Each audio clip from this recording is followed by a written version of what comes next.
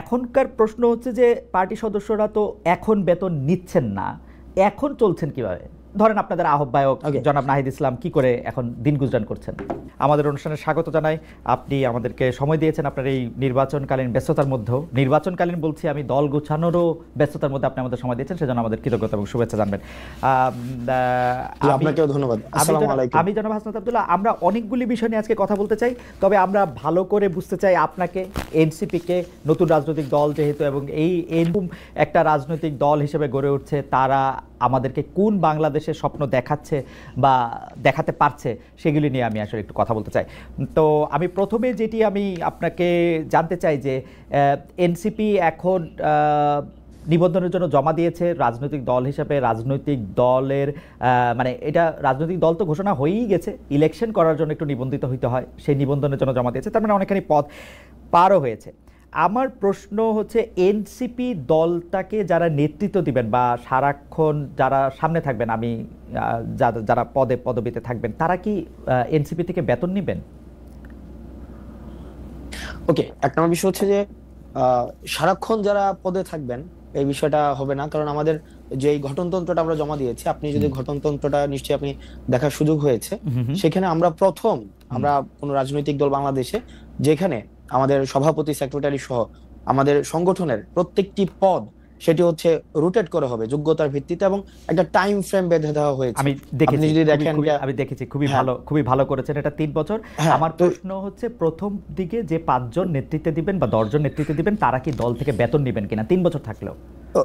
ওকে, fine. তো সেটা নিয়ে আমাদের নিজেদের মধ্যে কথা হয়েছে, কারণ আপনি জানবেন যে আমাদের দেশের দীর্ঘদিনের যে রাজনৈতিক যে সংস্কৃতি রয়েছে, সেই সংস্কৃতিতে দেখা যায় যে আমাদের দেশের রাজনীতিবিদদের অর্থনৈতিক স্বচ্ছতা নিয়ে সবসময় প্রশ্ন থাকে, এবং রাজনীতিবিদদের বেশিরভাগ ক্ষেত্রে রাজনীতিবিদদের অর্থনৈতিক স্বচ্ছতা থাকে না, এবং সেটা সম্ভব হয় না। দেখেন আমাদের দেশে যে রাজনৈতিক কালচার, একটা রাজনীতিবিদ সারাদিন সময় দিয়ে সে নিজে আবার নতুন কিছু করবে এবং সেখান থেকে তার জীবন সংস্থান হবে, সেটা অলমোস্ট নেক্সট ইম্পসিবল। তো সেই জায়গা থেকে সেটা সম্ভব না।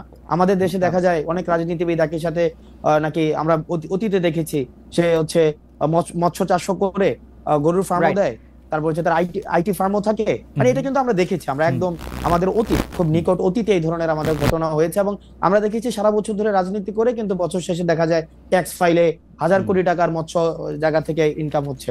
তো এই যে আমরা এক ধরনের দ্বিচারিতার একটা সংস্কৃতি, রাজনৈতিক ছিল না, কিন্তু আমরা ক্রাউড ফান্ডিং পলিসিতে আমরা গিয়েছি, এবং সেখানে আমরা একটা বিষয় নিয়ে আলোচনা চলছে বর্তমানে।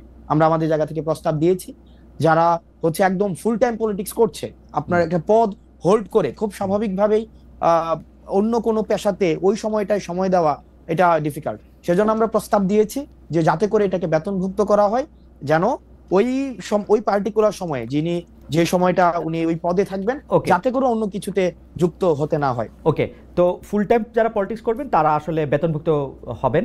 এটি আমরা কমিউনিস্ট পার্টিতে এর আগে দেখেছি, কমিউনিস্ট পার্টিতে এর আগে দেখেছি যে তারা ফুল টাইমার হলে তারা এরকম বেতন পাবেন। তো সেই ফুল টাইম কি আমরা প্রস্তাব যারা শুধু নেতৃত্ব দিবেন তারাই পাবেন, নাকি যারা কর্মী তারাও পাবেন? এটা কিভাবে ঠিক করা? আপনারা প্রস্তাবটা কি দিয়েছেন? না, আমরা প্রস্তাবটা দিয়েছি যে আমাদের তো এটার শুধু এক লেয়ারের নেতা কর্মী থাকবে না, শুধু একটা পরিবারের নেতা কর্মী বা একটা শুধুমাত্র ওই যে পিক এন্ড চুজ, যে আমাদের দেশে যেটা হইতো যে নেতার পছন্দের যারা থাকবে তারাই হচ্ছে পদে যাবে, এটার কোনো সুযোগ নাই।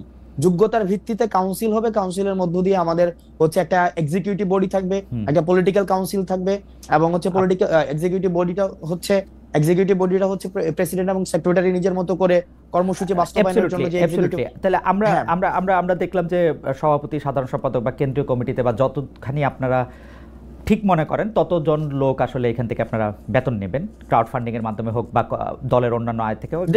এটা স্বচ্ছভাবে এটা হবে। এটা আমরা প্রপোজ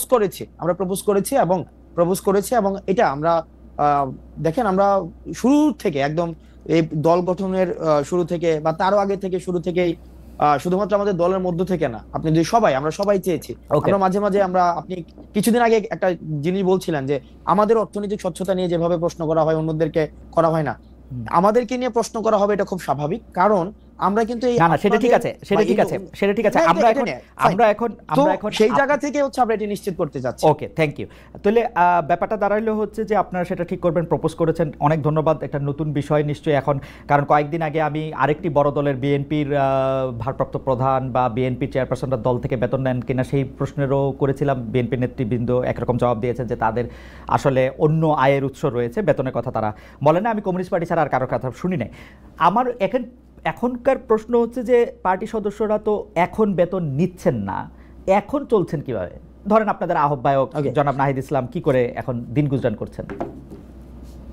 ওকে ফাইন, আমাদের পার্টির সদস্য সবাই, মানে বিষয়টা এমন না যে এখানে বেকার, সবাই বেকার, বিষয়টা এমন না।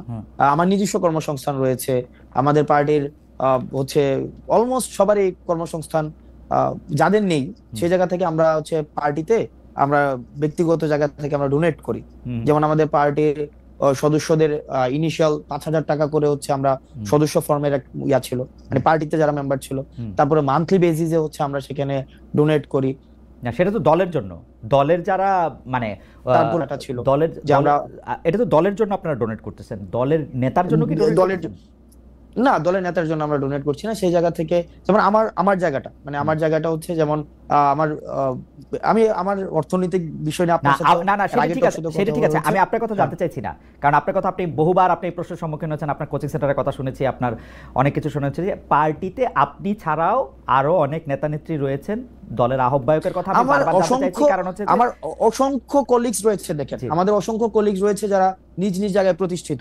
আপনি তাসনিম জারাকে দেখবেন, তারপরে হচ্ছে খালিদ সাইফুল্লাহ ভাই আছে, এতেশাম ভাই আছে, তাসনুবা জাবিন আপা আছে, ডাক্তার। দেখেন আমি প্রফেশনালি যদি আলাদা করি, এই পার্টিতে হচ্ছে ডাক্তার রয়েছে, অ্যাবসলিউটলি আমার এতে কোনো আপত্তি নাই, কিন্তু যাদের নাই, যারা চাকরি করেন না, চাকরির জন্য আন্দোলন করতেছিলেন, এখন আইসা মানে জাতির প্রয়োজনে, সময়ের প্রয়োজনে যারা নেতৃত্ব দিচ্ছেন একটি দলকে বা অন্য দায়িত্ব পালন করছেন, তারা কি করছেন সেটি আমি জানতে চাইছি। তাদের ক্ষেত্রে দল থেকে সাহায্য করা হচ্ছে কিনা বা টাকা দেওয়া হচ্ছে? একটা জিনিস দেখেন, সাংগঠনিক খরচের দায় দল নেয়। একটা রাজনীতিবিদ সাংগঠনিক যে খরচটা করবে সেটা তো আপনার দল থেকে সেটা ব্যয়ভার বহন করা হয়। আমি কোথাও জায়গায় সফরে গেলাম, কোন একটা মিটিং অ্যারেঞ্জ করলাম, কোন একটা কর্মসূচি বাস্তবায়ন করলাম, এটা আমার দল দিবে। সে বেকার হোক, সে কিছু করুক আর না করে, এটা কিন্তু দল দিচ্ছে। এখন তার ব্যক্তি পরিসরের খরচ সেটা সে কিভাবে সংস্থান করে, সেটা তার বাবা দিচ্ছে নাকি সে নিজে করছে, বা তার পারিবারিক সেই ধরনের সংস্থান রয়েছে কিনা, সেটা ব্যক্তি জানবেন। আমার মনে হয় যে আপনাদের দলের যে আহ্বায়ক আছেন, যে সদস্য সচিব আছেন, তারা কি করে আসলে মানে তারা তো দুইজনই তারা প্রায় চাকরি শুরু করেন নাই, ছাত্র ছিলেন, তেমন ব্যবসার সাথে যুক্ত ছিলেন না, আমরা জানি। তারা কি করছেন এটি যদি সামনে আসতো, আমাদের তরুণরা এক ধরনের সেটা নিয়ে কথা হতে পারে, কিন্তু আমাদের সাংগঠনিক যে খরচ, আমি সাংগঠনিক খরচের কথা আমি জানতে চাইছি না, আমি জানতে চাইছি যে রাজনীতি করার ক্ষেত্রে নতুন রাজনৈতিক দলের নেতৃবৃন্দ আসলে কিভাবে কার বাসার বাজার কিভাবে হয়, কার বাসার বাজার কিভাবে হয়। ওনারা তো একদম যে ওনারা সিঙ্গেল সবকিছু ডিল করে, বিষয়টা এমন না। ওদের ফ্যামিলি সদস্য রয়েছে, ওনাদের পরিবারের সদস্য রয়েছে, নিশ্চয়ই সেটা ওনারা ভালো বলতে পারবেন। আচ্ছা ঠিক আছে।